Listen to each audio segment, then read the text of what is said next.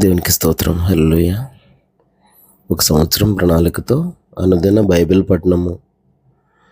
ఈరోజు ఏప్రిల్ 9, 2025. ఈరోజు కొరకు ఏర్పాటు చేయబడిన బైబిల్ వాక్య భాగాలు: పాత నిబంధన 1 సమూయేలు 1, 2, 3 అధ్యాయాలు, మరియు కొత్త నిబంధన లూకా సువార్త 12వ అధ్యాయము 1 నుండి 34 వరకు. మొదటిగా 1 సమూయేలు 1 అధ్యాయం. ఎఫ్రాయిము మన్యమందు రామతయిము సోఫీము పట్టణపు వాడు ఒకడుండెను. అతని పేరు ఎల్కానా. అతడు ఎఫ్రాయిమీడైన సూపునకు పుట్టిన తోహు కుమారుడైన ఎలీహునకు జననమైన యెరోహాము కుమారుడు. ఇతనికి 2 భార్యలు ఉండేరి. వీరిలో ఒకదాని పేరు హన్నా, రెండవ దాని పేరు పెనిన్నా. పెనిన్నాకు పిల్లలు కలిగిరి, గాని హన్నాకు పిల్లలు లేకపోయిరి. ఇతడు షిలోహు నందున్న సైన్యములకు అధిపతియగు యెహోవాకు మొరొక్కుటకును బలి అర్పించుటకును ఏటేటా తన పట్టణము విడిచి అచ్చటికి పోవుచుండెను. ఆ కాలమున ఏలీ యొక్క 2 కుమారులకు హోప్ని, ఫీనెహాసులు యెహోవాకు యాజకులుగా నుండిరి. ఎల్కానా తాను బలి అర్పణ చేసిన నాడు తన భార్యగు పెనిన్నాకును దాని కుమారులకును కుమార్తెలకును పాలు ఇచ్చుచూ వచ్చెను. గాని హన్నా తనకు ప్రియముగా నున్నందున ఆమెకు 2 పాలు ఇచ్చుచూ వచ్చెను. యెహోవా ఆమెకు సంతు లేకుండా చేసి ఉన్న హేతువును బట్టి ఆమె వైరియగు పెనిన్నా ఆమెను విసిగించుటకై ఆమెకు కోపం పుట్టించుచూ వచ్చెను. ఎల్కానా ఆమెకు ఏటేటా ఆ రీతిగా చేయుచునుండగా హన్నా యెహోవా మందిరమునకు పోవునప్పుడెల్లా అది ఆమెకు కోపం పుట్టించెను. గనుక ఆమె భోజనం చేయక ఏడ్చుచూ వచ్చెను. ఆమె పెనిమిటి అయిన ఎల్కానా, హన్నా, నీవెందుకు ఏడ్చుచున్నావు? నీవు భోజనం మానుట ఏలా? నీకు మనోవిచారం ఎందుకు కలిగినది? 10 మంది కుమారుల కంటే నేను నీకు విశేషమైన వాడను కానా అని ఆమెతో చెప్పుచూ వచ్చాను. వారు షిలోహులో అన్నపానములు పుచ్చుకున్న తరువాత హన్నా లేచి యాజకుడైన ఏలీ మందిర స్తంభము దగ్గరనున్న ఆసనము మీద కూర్చుని ఉండగా బహు దుఃఖాక్రాంతురాలై వచ్చి యెహోవా సన్నిధిని ప్రార్థన చేయుచు బహుగా ఏడ్చుచు, సైన్యములకు అధిపతివగు యెహోవా, నీ సేవకురాలనైన నాకు కలిగియున్న శ్రమను చూచి నీ సేవకురాలనైన నన్ను మరొక జ్ఞాపకం చేసుకొని నీ సేవకురాలనైన నాకు మగపిల్లను దయచేసిన యెడల వాని తల మీదకి క్షౌరపు కత్తి ఎన్నటికి రానియక వాడు బ్రతుకు దినములన్నిటిను నేను వానిని యెహోవావగు నీకు అప్పగింతునని మొక్కుబడి చేసుకొనెను. ఆమె యెహోవా సన్నిధిని ప్రార్థన చేయుచుండగా ఏలీ ఆమె నోరు కనిపెట్టుచుండెను. ఏలయనగా హన్నా తన మనస్సులోనే చెప్పుకొనుచుండెను. ఆమె పెదవులు మాత్రం కదులుచుండి ఆమె స్వరము వినబడకయుండెను. గనుక ఏలీ ఆమె మత్తురాలై ఉన్నదనుకుని, ఎంతవరకు నీవు మత్తురాలవై ఉందువు? నీవు ద్రాక్షారసమును నీ యొద్ద నుండి తీసివేయమని చెప్పగా హన్నా, అది కాదు నా ఏలినవాడా, నేను మనోదుఃఖం గలదాననై ఉన్నాను. నేను ద్రాక్షారసమునైనను మద్యమునైనను పానం చేయలేదు, గాని నా ఆత్మను యెహోవా సన్నిధిని కుమ్మరించుకొనుచున్నాను. నీ సేవకురాలనైన నన్ను పనికిమాలిన దానికి ఎంచవద్దు. అత్యంతమైన కోప కారణమును బట్టి బహుగా నిట్టూర్పులు విడుచుచు నాలో నేను దీని చెప్పుకొనుచుంటినెను. అంతటా ఏలీ, నీవు క్షేమముగా వెళ్ళము.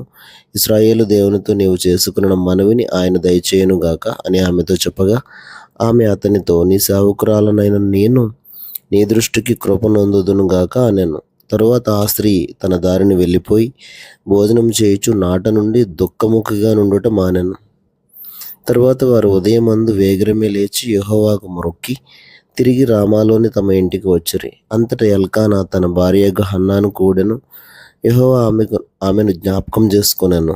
గనుక హన్నా గర్భం ధరించి దినములు నిండినప్పుడు ఒక కుమారుని కని, నేను యెహోవాకు మొరొక్కుని వీనిని అడిగితిని అనుకుని వానికి సమూయేలని పేరు పెట్టెను.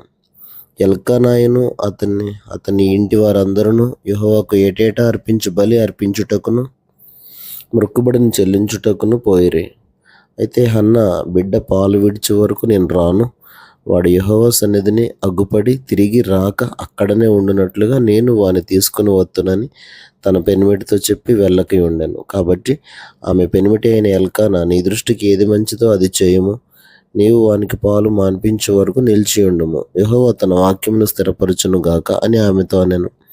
కాగా ఆమె అక్కడనే ఉండి తన కుమారునికి పాలు మాన్పించే వరకు అతన్ని పెంచుచుండెను. పాలు మాన్పించిన తరువాత అతడు ఇంకా చిన్నవాడై ఉండగా ఆమె ఆ బాలుని ఎత్తుకుని 3 కోడెలను, తోమెడు పిండిని, ద్రాక్షరసపు తిత్తిని తీసుకుని షిలోహులోని మందిరమునకు వచ్చెను. వారు ఒక కోడెను వధించి పిల్లవారిని ఏలి యొద్దకు తీసుకుని వచ్చినప్పుడు ఆమె అతనితో ఇట్లనెను, నా ఏలినవాడా, నా ఏలిన వాని ప్రాణము తోడు నీ యొద్ద నిలిచి యెహోవాను ప్రార్థన చేసిన స్త్రీని నేనే.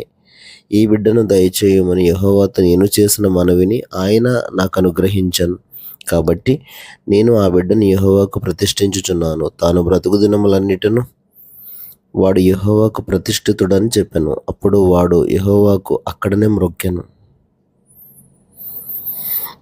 1 సమూయేలు గ్రంథము 2వ అధ్యాయము. మరియు హన్నా విజ్ఞాపన చేసి ఇలాగనెను, నా హృదయము యెహోవాయందు సంతోషించుచున్నది, యెహోవాయందు నాకు మహాబలము కలిగెను. నీ వలని రక్షణను బట్టి సంతోషించుచున్నాను. నా విరోధుల మీద నేను అతిశయపడుదును. యెహోవా వంటి పరిశుద్ధ దేవుడు ఒకడునూ లేడు, నీవు తప్ప మరి ఏ దేవుడునూ లేడు. మన దేవుని వంటి ఆశ్రయదుర్గం ఏదియూ లేదు. యెహోవా అనంత జ్ఞానియగు దేవుడు, ఆయనే క్రియలను పరీక్షించువాడు. ఇకను అంత గర్వముగా మాట్లాడుకుడి, గర్వపు మాటలు మీ నోట రానియ్యకుడి. ప్రఖ్యాతి నొందిన విలుకాండ్రు ఓడిపోవుదురు, తొట్టిల్లిన వారు బలం ధరించుదురు. తృప్తిగా భుజించిన వారు అన్నం కావాలని కూలికిపోవుదురు, ఆకలిగొనిన వారు ఆకలి తీరా తిందురు. గుడ్రాలు 7 పిల్లలను కన్ను, అనేకమైన పిల్లలను కనినది కృశించిపోవును. జనులను సజీవులను గాను మృతులను గాను చేయువాడు యెహోవాయే. పాతాళమునకు పంపుచు అందులో నుండి రప్పించుచుండువాడు ఆయనే. యెహోవా దారిద్ర్యమును ఐశ్వర్యమును కలుగజేయువాడు, కృంగజేయువాడును లేవనెత్తువాడును ఆయనే. దరిద్రులను అధికారులతో కూర్చుండబెట్టుటకును, మహిమగల సింహాసనమును స్వతంత్రింపజేయుటకును వారిలో మంటిలో నుండి ఎత్తువాడు ఆయనే. లేమిగల వారిని పెంటకుప్ప మీద నుండి లేవనెత్తువాడు ఆయనే. భూమి యొక్క స్తంభములో యెహోవా వశము, లోకమును వాటి మీద ఆయన నిలిపి ఉన్నాడు. తన భక్తుల పాదములు తొట్టిల్లకుండా ఆయన వారిని కాపాడును. దుర్మార్గులు అంధకారమందు మాటుమనుగుదురు, బలము చేత ఎవడును జయమునందడు. యెహోవాతో వాదించువారు నాశనమగుదురు. పరమండలములో నుండి ఆయన వారిపైన ఇరుము వలె గర్జించును. లోకపు సరిహద్దుల్లోగా నుండి వారికి ఆయన తీర్పు తీర్చును. తాను నియమించిన రాజునకు ఆయన బలమిచ్చును. తాను అభిషేకించిన వానికి అధిక బలము కలుగజేయను. తరువాత ఎల్కానా రామాలోని తన ఇంటికి వెళ్ళిపోయెను. అయితే ఆ బాలుడు యాజకుడైన ఏలీ ఎదుట యెహోవాకు పరిచర్య చేయుచుండెను. ఏలీ కుమారులు యెహోవాను ఎరుగని వారై మిక్కిలి దుర్మార్గులై ఉండిరి. జనుల విషయమై యాజకులు చేయుచు వచ్చిన పని ఏమనగా, ఎవడైనా బలిపశువును వధించిన మీదట మాంసము ఉడుకుచుండగా యాజకుని వారు 3 ముండ్లు గల కొంకిని తీసుకుని వచ్చి బొరుసులో గాని, తపేలలో గాని, గోనెలో గాని, కుండలో గాని అది గుచ్చినప్పుడు ఆ కొంకి చేత బయటకు వచ్చినదంతయు యాజకుడు తన కొరకు తీసుకొనును. షిలోహుకు వచ్చి ఇశ్రాయేలీయులందరికిని వీరు ఈలాగున చేయుచు వచ్చిరి. ఇదియుగాక వారు క్రొవ్వును దహింపక మునుపు యాజకుని పనివాడు వచ్చి బలిపశువును వధించువానితో యాజకునికి వండించుటకై మాంసమిమ్ము, ఉడకబెట్టిన మాంసము అతడు నీ యొద్ద తీసుకొనడు, పచ్చి మాంసమే కావలను అని చెప్పుచూ వచ్చాను. ఈ క్షణమందే వారు క్రొవ్వును దహింతురు. తర్వాత నీ మనస్సు వచ్చినంత మట్టుకు తీసుకొనవచ్చునని వానితో ఆ మనిషి చెప్పిన ఎడల వాడు అలాగు వద్దు, ఇప్పుడే ఇయ్యవలెను, లేని ఎడల బలవంతం చేత తీసుకుందునను. అందువలన జనులు యెహోవాకు నైవేద్యం చేయుట యందు అసహ్యపడుటకు ఆ యవ్వనులు కారణమైరి. గనుక వారి పాపము యెహోవా సన్నిధిని బహు గొప్పదాయెను. బాలుడైన సమూయేలు నారతో చేయబడిన ఏఫోదు ధరించుకొని యెహోవాకు పరిచర్య చేయుచుండెను. వాని తల్లి వానికి చిన్న అంగి ఒకటి కుట్టి ఏటేటా బలి అర్పించుటకు తన పెనిమిటితో కూడా వచ్చినప్పుడు దాన్ని తెచ్చి వానికి ఇచ్చుచూ వచ్చాను. యెహోవా సన్నిధిని మనవి చేసుకొనగా, నీకు దొరికిన ఈ సంతానమునకు ప్రతిగా యెహోవా నీకు సంతానమునిచ్చును గాక అని ఏలి ఎల్కానాను అతని భార్యను దీవించిన తరువాత వారి ఇంటికి వెళ్ళిరి. యెహోవా హన్నాను దర్శింపగా ఆమె గర్భవతి అయి 3 కుమారులను 2 కుమార్తెలను కనెను. అయితే బాలుడగు సమూయేలు యెహోవా సన్నిధిని ఉండి ఎదుగుచుండెను. ఏలి బహు వృద్ధుడాయెను. ఇశ్రాయేలీయులకు తన కుమారులు చేసిన కార్యములన్నీయు వారు ప్రత్యక్షపు గుడారం యొక్క ద్వారం దగ్గరకు సేవ చేయుటకు వచ్చిన స్త్రీలతో శయనించుట అను మాట చెవిని పడగా వారిని పిలిచి ఇట్లనెను, ఈ జనుల ముందర మీరు చేసిన చెడ్డ కార్యములు నాకు వినబడినవి. ఇలాంటి కార్యములు మీరు ఎందుకు చేయుచున్నారు? నా కుమారులారా, ఇలాగు చేయవద్దు. నాకు వినబడినది మంచిది కాదు. యెహోవా జనులను మీరు అతిక్రమింప చేయుచున్నారు. నరునికి నరుడు తప్పు చేసిన యెడల దేవుడు విమర్శ చేయును గాని, ఎవరైనా యెహోవా విషయంలో పాపం చేసిన యెడల వాని కొరకు ఎవడు విజ్ఞాపనం చేయును అనెను. అయితే యెహోవా వారిని చంపదలచి ఉండెను గనుక వారు తమ తండ్రి యొక్క మొరను వినకపోయిరి. బాలుడగు సమూయేలు ఇంకనూ ఎదుగుచు యెహోవా దయందును మనుషుల దయందును వర్ధిల్లుచుండెను. అంతటా దైవజనుడు ఒకడు ఏలి యొద్దకు వచ్చి ఇట్లనెను, యెహోవా నిన్ను గూర్చి సెలవిచ్చినదేమనగా, నీ పితరుని ఇంటి వారు ఐగుప్తు దేశమందు ఫరో ఇంటిలో ఉండగా నేను వారికి ప్రత్యక్షమైతిని. అతడు నా ముందర ఏఫోదును ధరించి నా బలిపీఠం మీద అర్పణమును ధూపమును అర్పించుటకై నాకు యాజకుడగునట్లు ఇశ్రాయేలు గోత్రములో నుండి నేను అతని ఏర్పరచుకొంటిని. ఇశ్రాయేలీయులు అర్పించిన హోమ వస్తువులన్నిటినీ నీ పితరుని ఇంటి వారికి ఇచ్చితిని. నీ నివాస స్థలమునకు నేను నిర్ణయించిన బలి నైవేద్యములను మీరేలా తృణీకరించుచున్నారు. మిమ్మును క్రొవ్వబెట్టుకొనుటకై నా జనులకు ఇశ్రాయేలీయులు చేయు నైవేద్యములలో శ్రేష్ఠ భాగములను పట్టుకొనుచు నాకంటే నీ కుమారులను నీవు గొప్ప చేయుచున్నావు. నీ ఇంటివారును నీ పితరుని ఇంటివారును నా సన్నిధిని యాజకత్వం జరిగించుదురని యెహోవా ఆజ్ఞ ఇచ్చి ఉన్నను. ఇప్పుడు అది నా మనసునకు కేవలము ప్రతికూలమాయనని ఇశ్రాయేలీయుల దేవుడైన యెహోవా సెలవిచ్చుచున్నాడు. కావున యెహోవా వాక్కు ఏదనగా, నన్ను గనపరచువారు నేను గనపరచుదును, నన్ను తృణీకరించువారు తృణీకారమొందుదురు.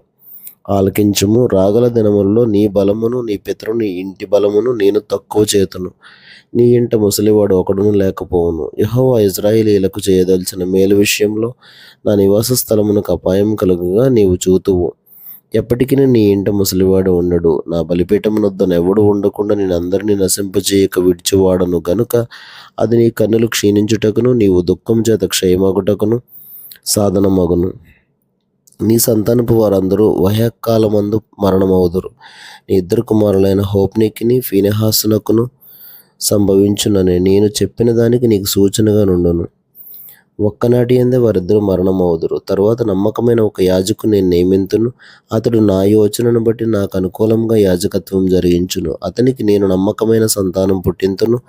అతడు నా అభిషిక్తుని సన్నిధిని ఎప్పటికీ యాజకత్వం జరిగించును. అయితే నీ ఇంటి వారిలో శేషించిన వారు ఒక వెండి రూకనైనను రొట్టె ముక్కనైనను సంపాదించుకొనవలెనని అతని వద్దకు వచ్చి దండం పెట్టి, నేను రొట్టె ముక్క తినున్నట్లుగా దయచేసి యాజకుల ఉద్యోగములలో ఒక దానియందు నన్ను ఉంచుమని అతని వేడుకొందురు. 1 సమూయేలు గ్రంథము 3వ అధ్యాయము. బాలుడైన సమూయేలు ఏలి ఎదుట యెహోవాకు పరిచర్య చేయుచుండెను. ఆ దినములలో యెహోవా వాక్కు ప్రత్యక్షమగుట అరుదు. ప్రత్యక్షం తరచుగా తటస్థించుట లేదు. ఆ కాలమందు ఏలి కన్నులు మందదృష్టి గలవైనందున అతడు చూడలేక తన స్థలమందు పండుకొని ఉండగాను, దీపం ఆరిపోక మునుపు సమూయేలు దేవుని మందసమున్న యెహోవా మందిరంలో పండుకొని ఉండగాను యెహోవా సమూయేలును పిలిచెను. అతడు చిత్తమండి నేనున్నానని చెప్పి ఏలి దగ్గరికి పోయి, నీవు నన్ను పిలిచితివి గదా, నేను వచ్చినాను అనెను. అతడు, నేను పిలవలేదు, పోయి పండుకోమని చెప్పగా అతడు పోయి పండుకొనెను. యెహోవా మరలా సమూయేలును పిలువగా సమూయేలు లేచి ఏలి వద్దకు పోయి, చిత్తము, నీవు నన్ను పిలిచితివి గనుక వచ్చితినెను. అయితే అతడు, నా కుమారుడా, నేను పిలవలేదు, పోయి పండుకొమ్మనెను. సమూయేలు అప్పటికీ యెహోవాను ఎరుగకుండెను. యెహోవా వాక్కు అతనికి ఇంకా ప్రత్యక్షం కాలేదు.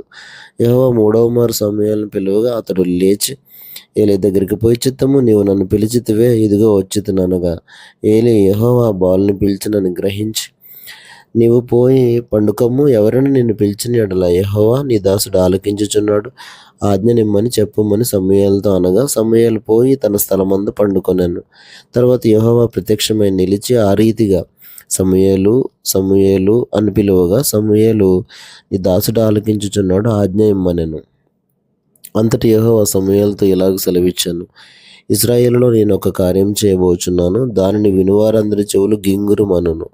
ఆ దినమున ఏలి యొక్క ఇంటి వారిని గురించి నేను చెప్పినదంతయు వారి మీదకి రప్పింతును. దాని చెయ్య మొదలుపెట్టి దాని ముగింతును. తన కుమారులు తమ్మును తాము శాపగ్రస్తులుగా చేసుకొనుచున్నారని తాను ఎరిగియు వారిని అడ్డగించలేదు కనుక అతని ఇంటికి నిత్యమైన శిక్ష విధింతునని నేను అతనికి తెలియజేయుచున్నాను. కాబట్టి ఏలి ఇంటి వారి దోషమునకు బలి చేతనైనను నైవేద్యం చేతనైనను ఎన్నటికీ ప్రాయశ్చిత్తం చేయబడదని నేను ప్రమాణపూర్వకంగా ఆజ్ఞాపించితిని. తర్వాత సమూయేలు ఉదయమాగు వరకు పండుకొని లేచి యెహోవా మందిరపు తలుపులను తీసెను గాని భయపడి తనకు కలిగిన దర్శన సంగతి ఏలీతో చెప్పకపోయాను. అయితే ఏలి, సమూయేలు నా కుమారుడా అని సమూయేలును పిలువగా అతడు చిత్తము నేను ఇక్కడ ఉన్నాననెను. ఏలి, నీతో యెహోవా ఏం సెలవిచ్చునో మరుగు చేయక దయచేసి నాతో చెప్పుము. ఆయన నీతో సెలవిచ్చిన సంగతులలో ఏదైనా నీవు మరుగు చేసిన యెడల అంతకంటే అధికమైన కీడు ఆయన నీకు కలుగజేయును గాకని చెప్పగా సమూయేలు దేనిని మరుగు చేయక సంగతి అంతయు అతనికి తెలియచెప్పాను. ఏలి విని, సెలవిచ్చిన వాడు యెహోవా తన దృష్టికి అనుకూలమైన దాన్ని ఆయన చేయను గాక అనెను. సమూయేలు పెద్దవాడు కాగా యెహోవా అతనికి తోడై ఉన్నందున అతని మాటల్లో ఏదియో తప్పిపోలేదు. కాబట్టి సమూయేలు యెహోవాకు ప్రవక్తగా స్థిరపడినని దాను మొదలుకొని బెయేర్షెబా వరకు ఇశ్రాయేలీయులందరూ తెలుసుకొనిరి. మరియు షిలోహులో యెహోవా మరలా దర్శనమిచ్చుచుండెను. షిలోహులో యెహోవా తన వాక్కు చేత సమూయేలునకు ప్రత్యక్షమగుచూ వచ్చెను. సమూయేలు మాట ఇశ్రాయేలీయులందరిలో వెల్లడి ఆయెను.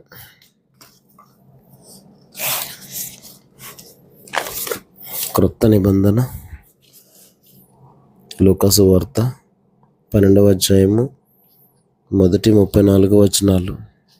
అందులో ఒకరినొకడు త్రొక్కుకొనున్నట్లు వేల కొలది జనులు కూడినప్పుడు ఆయన తన శిష్యులతో మొదట ఇట్లని చెప్పసాగాను. పరిసయ్యుల వేషధారణ అను పులిసిన పిండిని గూర్చి జాగ్రత్త పడుడి. మరుగైనదేది బయలుపరచబడకపోదు, రహస్యమైనదేది తెలియబడకపోదు. అందుచేత మీరు చీకట్లో మాట్లాడుకొనున్నవి వెలుగులో వినబడును, మీరు గదుల యందు చెవిలో చెప్పుకొనున్నది మిద్దెల మీద చాటింపబడును. నా స్నేహితులైన మీతో నేను చెప్పినదేమనగా, దేహమును చంపిన తరువాత మరి ఏమీ చేయనేరని వారికి భయపడకుడి. ఎవనికి మీరు భయపడవలనో మీకు తెలియజేయుదును. చంపిన తర్వాత నరకములో పడద్రోయ శక్తి గలవానికి భయపడుడి. ఆయనకే భయపడుడని మీతో చెప్పుచున్నాను. 5 పిచ్చుకలు 2 కాసులకు అమ్మబడును గదా, అయినను వాటిలో ఒక్కటైనను దేవుని ఎదుట మరువబడదు. మీ తల వెంట్రుకలన్నీ లెక్కింపబడి ఉన్నవి, భయపడకుడి. మీరు అనేకమైన పిచ్చుకల కంటే శ్రేష్ఠులు కారా? మరియు నేను మీతో చెప్పిందేమనగా, నన్ను మనుషుల ఎదుట ఒప్పుకొని వాడెవడో మనుష్య కుమారుడు దేవుని దూతల ఎదుట వానిని ఒప్పుకొనును. మనుషుల ఎదుట నన్ను ఎరుగనను వానిని నేనును ఎరుగనని దేవుని దూతల ఎదుట చెప్పుదును. మనుష్య కుమారుని మీద వ్యతిరేకంగా ఒక మాట పలుకు వానికి పాపక్షమాపణ కలుగును గాని పరిశుద్ధాత్మను దూషించు వానికి క్షమాపణ లేదు. వారు సమాజ మందిరముల పెద్దల యొద్దకును అధిపతుల యొద్దకును అధికారుల యొద్దకును మిమ్మల్ని తీసుకొని పోవునప్పుడు మీరు ఎలాగూ ఏమి ఉత్తరం ఇచ్చదమా ఏమి మాట్లాడదమా అని చింతింపకుడి. మీరేం చెప్పవలసినదియో పరిశుద్ధాత్మ ఆ గడియలోనే మీకు నేర్పుననెను. ఆ జనసమూహంలో ఒకడు, బోధకుడా, పిత్రార్జితములో నాకు పాలు పంచి పెట్టవలనని నా సహోదరునితో చెప్పమని ఆయన అడగగా, ఆయన పోయి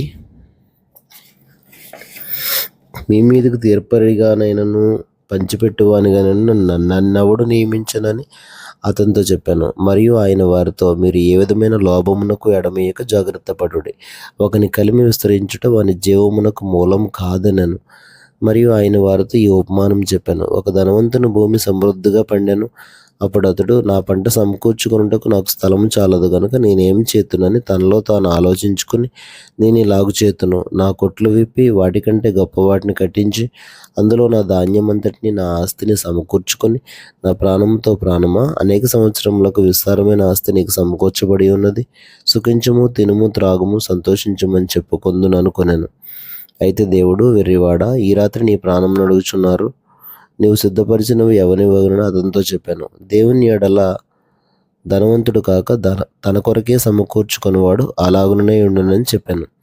అంతటా ఆయన తన శిష్యులతో ఇట్లనెను, ఈ హేతువు చేత మీరు ఏమి తిందుమో అని మీ ప్రాణమును గూర్చి అయినను, ఏమి ధరించుకుందుమో అని మీ దేహమును గూర్చి అయినను చింతింపకుడి. ఆహారం కంటే ప్రాణమును, వస్త్రము కంటే దేహమును గొప్పవి కావా? కాగుల సంగతి విచారించి చూడుడి. అవి విత్తవు, కోయవు, వాటికి గరిసె లేదు, కొట్టు లేదు, అయినను దేవుడు వాటిని పోషించుచున్నాడు. మీరు పక్షుల కంటే ఎంతో శ్రేష్ఠులు. మరియు మీలో ఎవడు చింతించుట వలన తన ఎత్తును 3 ఎక్కువ చేసుకొనగలడు? కాబట్టి అన్నిటికంటే తక్కువైనవి మీ చేత కాకపోతే తక్కిన వాటిని గూర్చి మీరు చింతింపనేలా? పువ్వులు ఎలాగ ఎదుగుచున్నవో ఆలోచించుడి. అవి కష్టపడవు, వడుకవు.